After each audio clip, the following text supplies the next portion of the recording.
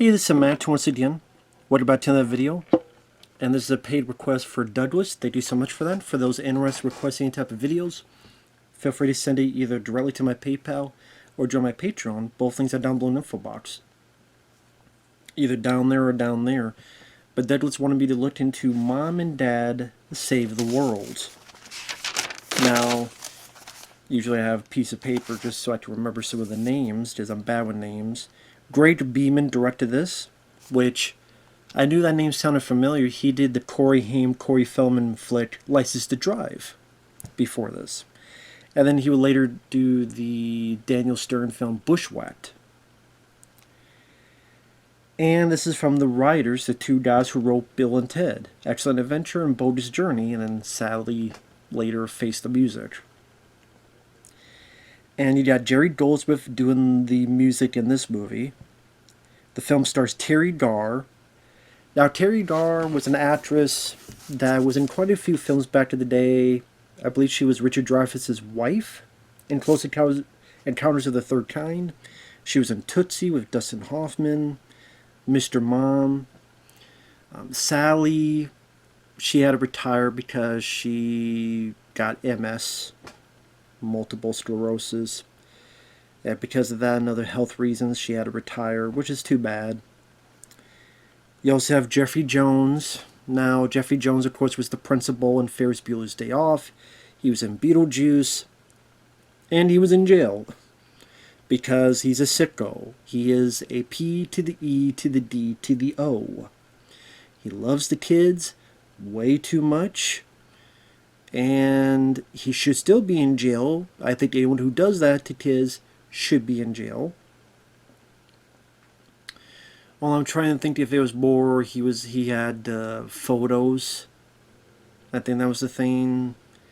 I didn't look too much into it, to be fair, because the whole thing's sickening to me. Even if he should still be in jail. And that's one of the reasons why it was hard to watch this film. I know, people say separate the art from the artist. I know. But when it's a guy like that, who has done stuff like that, and he's one of the stars of the film, not only that, he's supposed to be the hero, the main hero of the movie. Yes, it is hard for me to look past that. It is. If it's not for you, good on you. You're better than me. It's hard for me to look past that. Other people in the film, you have Jon Lovitz as the main bad guy. You have Wallace Shawn. He was in The Princess Bride. He was the guy that, inconceivable. He's that guy. Kathy Ireland is in the film. And from what I understand, I don't know if this is true, it was finished around 1990 and it did not get released till 1992. They didn't say what the reasons were, but because the film sucks. Jon Lovitz also got fired from, I guess this was supposed to be filmed when he was off of Saturday Night Live, but then some stuff happened. There's going to be overlap, and it's like you have a choice. Either A, you do the movie, continue, or B, Saturday Night Live. He thought this would be a big hit. He was wrong. He got fired. I didn't, but this is... I can't say with any confirmation. This is just rumors that are all out there on the internet. Unless I see an interview with Jon Lovitz saying this, I don't know for certain. I'm just saying those are the rumors out there on the net. Just there's not a whole lot of other info about this film. Because this film came and went. It made like $2 million. And when you're watching the film, I could see why. I don't think it's that funny. I could see with some of the makeup effects they have, there is some imagination, some creativity that I could appreciate. Because, for example, well, the plot of the film is Teri Garr, Jeffrey Jones, they're married. Their 20th anniversary is coming up. They want to take a vacation. Meanwhile, over on another planet, Jon Lovitz has taken over this planet of morons. And he's named the planet after his name, Spengo. He has a super death ray laser that he wants to shoot at Earth. He's looked at it. He sees Teri Garr, who at the beginning of the film looks like a frumpy grandma that you would see in Florida, I don't know, ready to nag about something. Or he looks like someone that would be on The Price is Right.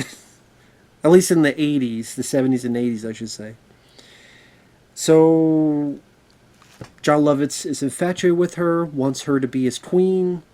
So while Jeffrey and Teri are driving with his super magnet, picks up the car, goes all the way from there to his planet. And this is a movie that you're not supposed to take seriously, of course. So yeah, you're wondering, wait, they're in a car, and somehow they're still breathing air, somehow they're still alive. And they're very nonchalant about it. Like, oh, let me take a picture. No, don't take a picture. Do we have any pictures of Saturn? And I'm sure, like, the fact that being so nonchalant is supposed to be the joke of the matter. Teri Garr is trying, but I don't think the dialogue is there. And Jeffrey Jones, even without his sicko being that I wish he wasn't here on planet Earth, I wish he did get kicked off the planet. Wish that was a real case of, He's not leading man material. He had a supporting bit in Beetlejuice. He was the villain in Ferris Bueller. He was the villain in, what was the other movie? Howard the Duck. Well, he became the villain Howard the Duck. He wasn't that at first. But he's not leading man material. Back to the day, he worked as a supporting actor, but he does not have the charm. He does not have the leading man prowess. And he really wasn't that funny or charming in the movie if you just looked at his performance.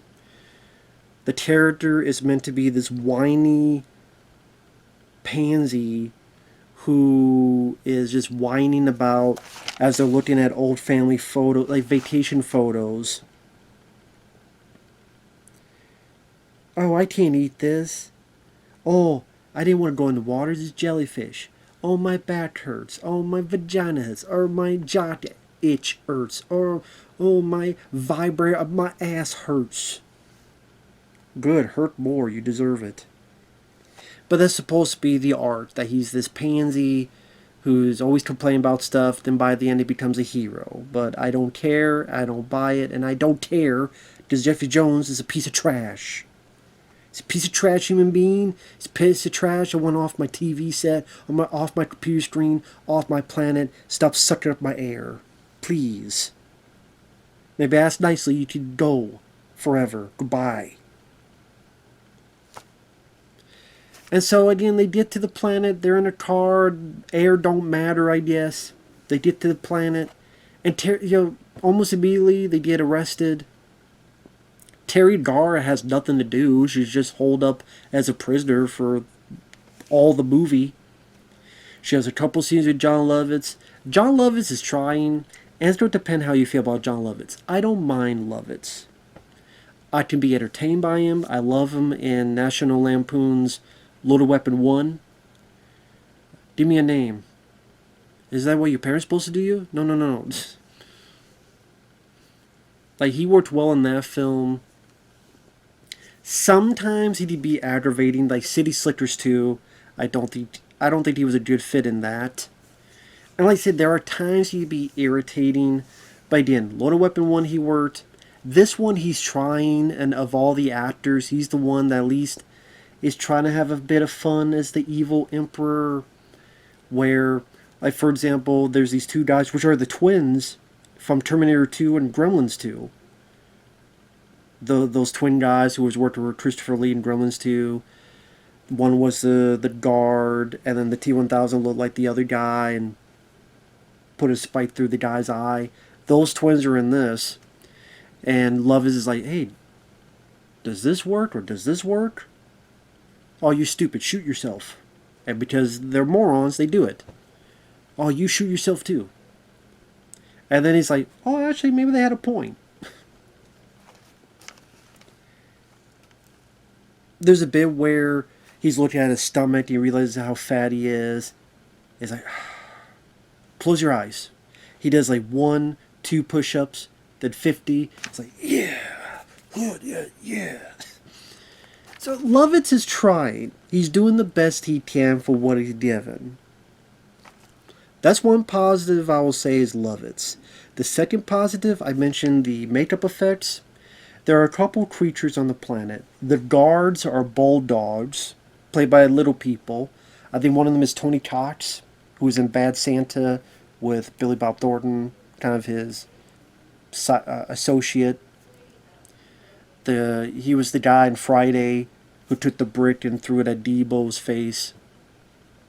Or was it Debo's face? No. What I'm talking about, Ice Cube did that. He was throwing it at Bernie Mac, that guy. Because Bernie Mac was cheating with his wife, with his woman. So Tony Cott's been in a lot of stuff. I think the other guy is Ed Gale, who was in the suit for Howard the Duck and the first Child's Play movie. And sorry if you hear talking, there's people in the background talking over there. I don't know what they're talking about. As long as they leave me alone, that's all I care about. Maybe it's Jeffrey Jones' attorney getting mad at me. Stop talking about him. No, I will. I'll keep talking about this piece of shit. How about that? But anyway, so yeah, the guards were bulldogs, and then the women who are there to prim up and do makeup and hair on Teri Garr are fish ladies, fish women. And apparently one of the fish women is the wife of one of the bulldogs, and they have a bit of a fight. I thought the makeup effects were cute, especially on the fish women. You know, the makeup effects, they're blinking, and that the lips are moving, and you know, one's trying coffee for the first time, and its gills are fluttering. And the fact it's done practical. I'm a sucker for practical effects, and I thought they did a pretty good job for what budget they had on the bulldogs and the fish women, all by little people. I liked that. I thought that was well done. Thought that was cute. Another thing is when Jeffrey Jones gets arrested and put into this dungeon and this like sewer section. Well, that's around the time he meets Eric Idle, who was the former king. Now he's a prisoner. And there's like a steep, puts on a bad guy uniform, fools some, run along. At one point he gets to a sewer section and there's this mushroom, like a toadstool mushroom, with a very, very cute face, big, cute eyes. But then, of course, he tries to touch it, and it has, like, multiple mouths, and they're all, like, little critters, little creatures trying to kill him. I like those makeup effects. So the mushrooms, the bulldogs, the fish little ladies, I like those makeup effects. They were fun, they were creative, they were entertaining to see. But when you take that out of the equation, those are only two things I liked. I don't think it was that funny of a movie. Maybe some bits Lovitz did. But Teri Garr, like I said, she can do stuff like in Mr. Mom, but other than being trapped in this castle, whatever, she has really nothing to do. Jeffrey Jones is such a lame hero. And yes, I can't help it. I keep thinking, I want to punch this guy in the face. I want to throw this guy out the window. I want to... But even as a lead, he doesn't have the charm. He doesn't have the persona. He doesn't have the comedy expertise to really get laughs out of a movie that you need for a hero character in this sort. See, it could be... For the guys who wrote this, who did Bill and Ted, what made Bill and Ted work, the first two, I think the third film sucks ass. The first two work is not only because the ideas were weird and quirky. A phone booth that goes through history, okay. Not only was it creative, both of those films were creative. I mean, Bogus Journey, when the different types of hells that they go through. You know, that weird Easter Bunny thing. It was well cast. And that's the thing, unlike this, other than Lovitz, it's well cast. and is well written for that cast.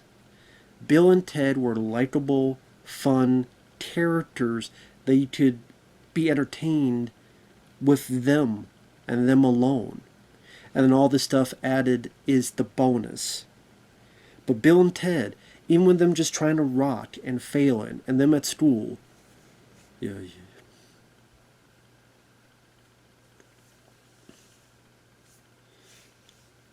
And who's Joan of Arc, and like the way they answer the questions, and just how they're dumb, but they are innocent people that have this kind of optimistic look on life. Like they try to have nothing get them down. And then you add in like George Carlin and these other actors, especially the first Bill and Ted, and the second one, William Sadler and the death character. They're well cast, and so they become fun, entertaining characters that you can follow for a movie. This, Teri Garr is not a bad casting choice, but it's just dialogue-wise, acting-wise, she's not given much to do, much to showcase anything of merit. Jeffrey Jones, terrible casting choice. This is why he did not get to star. Well, later on we know why, but early on, this is why he didn't star in many movies. Why he was not the main guy. He was not the guy at the cast as the leading man. Like so many other comedic actors you could have cast, even from Saturday Night Live or any other people you could have cast. Keanu Reeves, Alex Winter were great casting choices. They had wonderful chemistry. Terry and Jeffrey had no chemistry with each other. They felt like total strangers, even though they've been married for 20 years.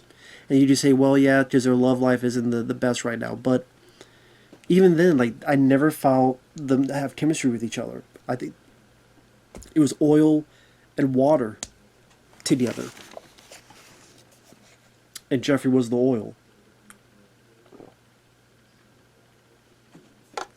So, a lack of chemistry between your leads, which for the most part of the film, they're separated. And then such a lame, stupid hero. And then it didn't really feel like much of an adventure. Again, I keep comparing it to the Bill and Ted films because of the guys who wrote it. I guarantee you that's the success they were looking for. They were looking for the success of Bill and Ted. I'm sure that's why, if Jon Lovitz really did say that, and that's why he quit SNL, he thought, well, like Bill and Ted were surprise hits, even though they're quirky ideas, this will be too. Although I don't know if Bill and Ted 2 was as successful as the first one, but still, good movie.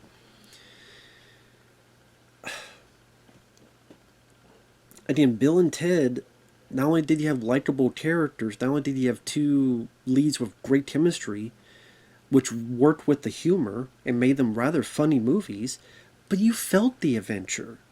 Going through time or going through the heaven and hell.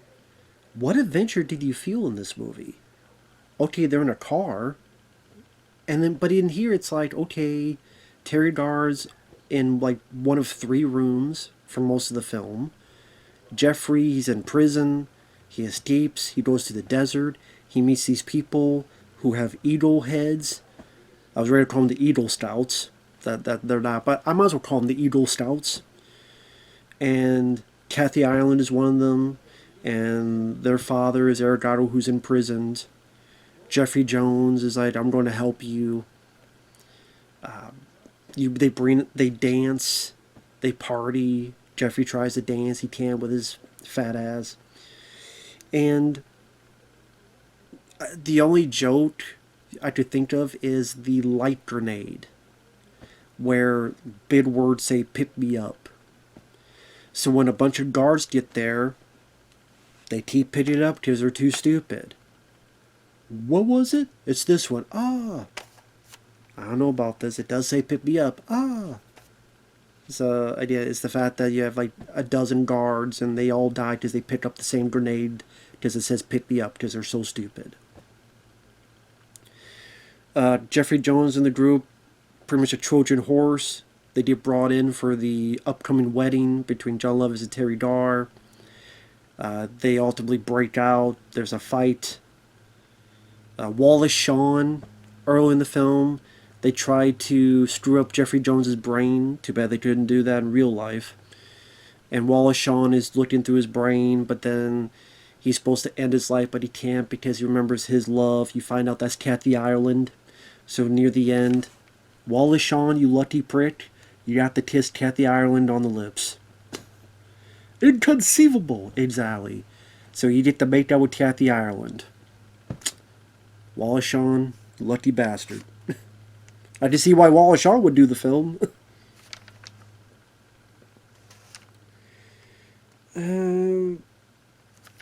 One thing I noticed is there's a bit where Jon Lovitz hits the door, like during this big crowd scene. When he hits the door, the whole set shakes, and you can see in the trailer too. See, even in the trailer, he hits twice with the door, and the whole set shakes. So I'm like, okay, is this Ed Wood? And not the good Tim Burton movie. It's shaking like an Ed Wood film. Like, come on now.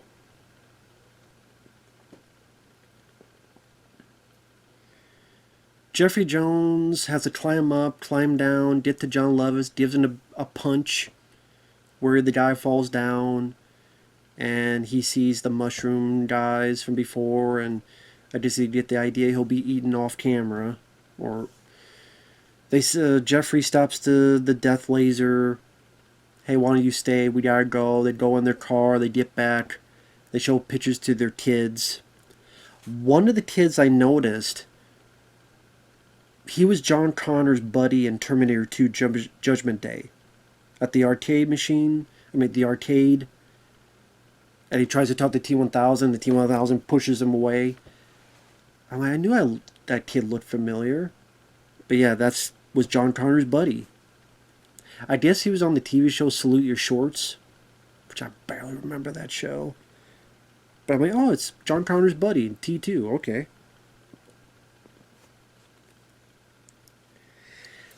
Thankfully, it's an hour and 19 minutes if you take out the end credits. So at least it's short. Maybe if it's nostalgia and you saw this as a kid, and because you saw this as a kid, you grew up with it. I didn't grow up with the film. I had seen the poster, but the first time I saw this film was probably 10 years ago. And I don't even remember why I saw it. I think maybe I might have had the DVD. Like, I found it for cheap. I'm like, oh, okay. I don't know if it was 10 years ago. I know it was before I found out that Jeffrey Jones... Because I think I maybe saw the film. Like, whatever happened to this guy? What the hell? Oh, shit. Okay, that's what happened to the guy. So... Which is why he's not in Beetlejuice 2. And they kill him off. I'm like, good. Can we do that for real life? But, yeah, Mom and Dad Save the World. It's weird that's the title because the Mom and Dad portion is not much of the movie. I think there was a different title because the characters' name are Marge and Dick. So I think it was going to be called Marge and Dick Save the World. Now, Mom and Dad Save the World does have a better ring to it. It's just that Mom and Dad, you would think, okay, their kids don't be part of it. No. They're at the very beginning, they're at the very, very end. That's it. So, it has a better ring, but Marge and Dick is a bit more what the film's about. But yeah, the movie itself, there's a couple of good makeup effects that are creative. Lovitz is doing what he can, hamming it up. But the lack of action, the lack of adventure, the lack of genuine laughs, at least that I found, I didn't find the film that funny at all, except again a few Lovitz moments. No chemistry between the leads, and Jeffrey Jones can suck my nuts. If a different actor was cast, I would still have issues with the fact that the film, even with a short running time, got rather dull because, like I said, I didn't really feel much of a scope, an adventure. You didn't see much of the rest of the planet. then those three creatures are the only creatures in the film. I would still found it rather dull, but I probably wouldn't be as filled with animosity towards it. It would depend on if the lead guy had a charisma, a comedic presence, an aptitude to make things really funny and hold the film on his shoulders. Whether it be a Robin Williams type, or whether it be a Tom Hanks type, whether it be I'm trying to think of 92, a Jim Carrey type. I mean, this would have been before Ace Ventura. I don't know, I'm trying to think of like other people at that time. If it had that type of lead actor, I think that could have helped. But yeah, I don't think the script... Very disappointing compared to the Bill and Ted 1 and 2. Now you're asking me if this is the same... Oh, the same guys that did Bill and Ted Face the Music? Oh, it makes sense. No wonder it's so lame. But again, this is fresh off the first two films, and I'm sitting there going, well, what happened, guys? Did the script get rewritten? Did something else happen? I don't know. You don't really find much info about this movie. And in Greg Beeman, like, he had done License to Drive, so he's not really used to doing any type of fantastical movies. I don't know what else he did after this. Other than Bushwhacked. But see, he's not really, like, sci-fi fantasy. That wasn't really his bag, so... At least, like, Stephen Herrick, who did the Bill and Ted, he had done Critters. So at least he knew a little bit of the more, like, fantastical. His toe was dipped into the water of that. Anyway. Yeah, I'm not a fan. I think it's a dud. I know some people like the film, but to me, not for me. Thanks for watching. We'll see you guys later. Bye-bye for now.